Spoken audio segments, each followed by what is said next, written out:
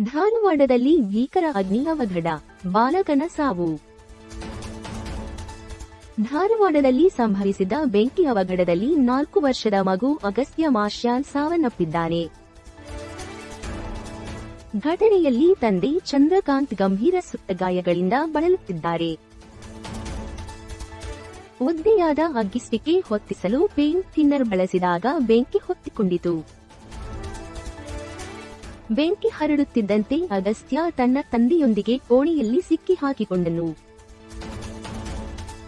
ಅಗಸ್ತ್ಯನ ತಾಯಿ ಮತ್ತು ಅಜ್ಜಿ ಯಾವುದೇ ಗಾಯಗಳಿಲ್ಲದೆ ಪಾರಾಗಿದ್ದಾರೆ.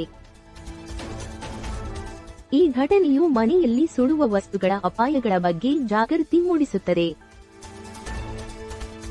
ಈ ದುರಂತ ಘಟನೆಗೆ ಸಂಬಂಧಿಸಿದಂತೆ ಪೊಲೀಸರು ಪ್ರಕರಣ ದಾಖಲಿಸಿಕೊಂಡಿದ್ದಾರೆ. Download ShareChat.